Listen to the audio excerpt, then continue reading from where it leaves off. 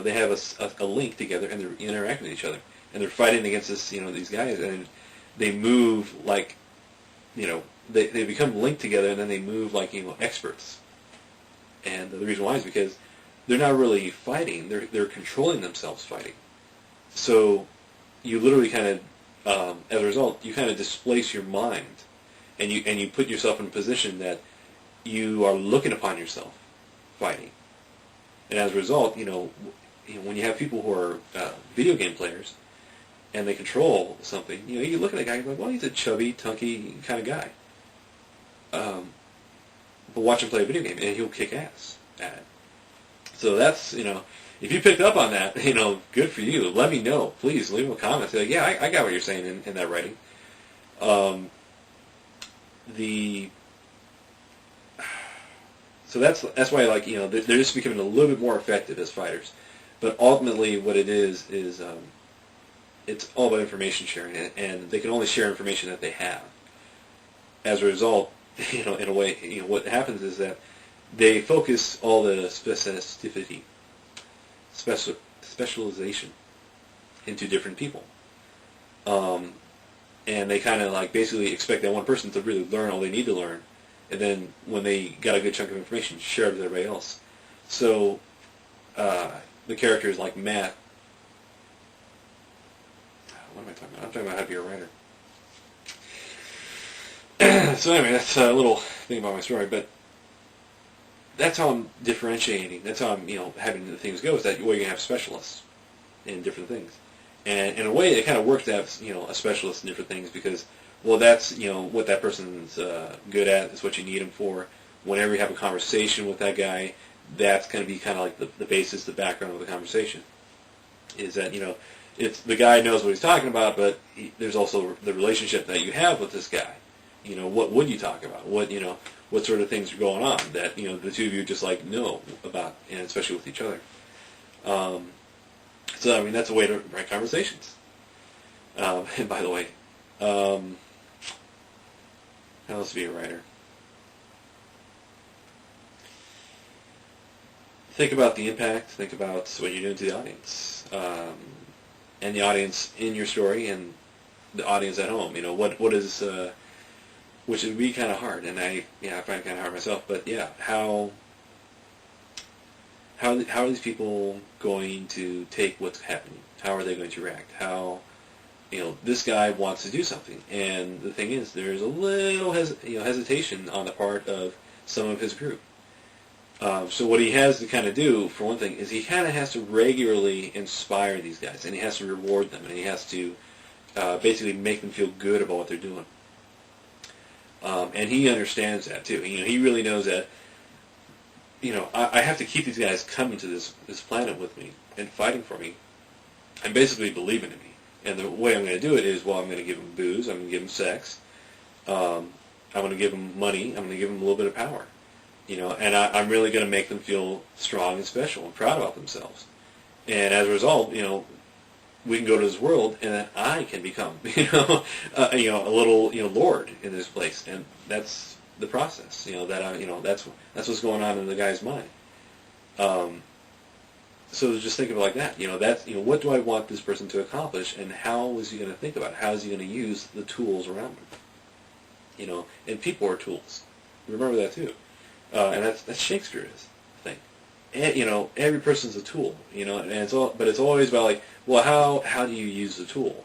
How can you use the tool? So, and as a further explanation of character, so people understand, I'm going to have the character at the end give a little speech about leadership and power and how you control people.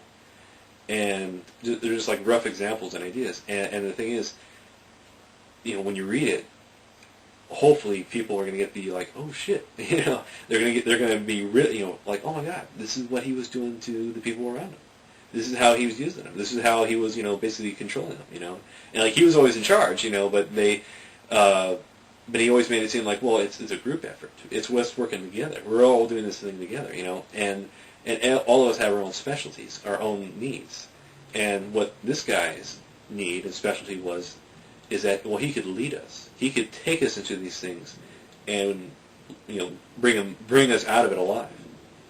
And that's going to be one of the things I have to also explore in my writing is that these guys are going to react to what's happening, and they're really going to be in awe, and they're going to be shocked, and they're going to be scared shitless, about just what they're experiencing. Because I'm writing about a very violent thing these guys are experiencing. They're going to war. They're living through battles, living through sieges. Going out and killing guys, and they have to think about it and react and think on it. And that's kind of like what's part of the fear, part of the attraction, part of the I don't want to do this anymore. And so I don't know if I'm up to the task to write about that, but I have to think about it, and I have to realize that. And that's the other thing too, is that I kind of notice that sometimes the conversations kind of write themselves, and it's like because I just kind of freeform, whatever's what's crossing this person's mind, what is happening, what are they interested in, what are they curious about, and which is kind of hard to do sometimes, because that means that you as the writer are allowing yourself to see yourself in a character's point of view. And the thing is, I have to have that happen in my minor character's point of view. So and just people just walk in. Just somebody who walks in and, well, what are they doing? They're just kind of asking random questions. And I have to, kind of explore that, or really give the characters that impetus. And also, because part of it's well, what's on their mind is what's on their mind, how do you explore that? So in a way, that's why you can make a book. I think conceivably, and this is what I'm doing, is I laid out a plan of my book and just labeled out each chapter, what points I want to hit and reach, and I basically understand now. Okay, so I have to know what my characters are to begin with. So, and one guy had said, write character sheets for your characters, and that's how and just go with that. That's how your characters are going to be. That's their strengths and abilities and attributes and their histories. And I don't go the full numbers route, and what are their stats. But I do think about what are their abilities. If they go to weight training, if they practice with weapons, and this is something else, is that I'm even imagining it that what if I write this story and it becomes a TV show, and so, in a way so let me write the first season, 2 seasons of this TV show, which would be really neat. In fact, I think it'd just be an awesome idea to have a something like Buffy, but a bit more serious.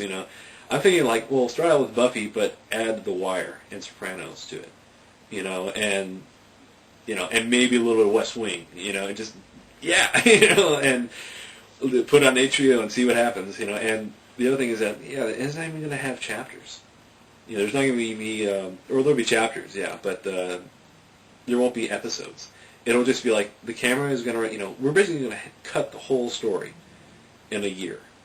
I think, and that's just how we're going to go. We're just going to get different things, what these guys are doing, what they're going through, and I think it'll be also because I think if I go the semi-reality bit, and it's going to have to be because I'm going to have the actors. The actors are going to be young boys who have a little bit of fighting experience. So this should go on my other thing.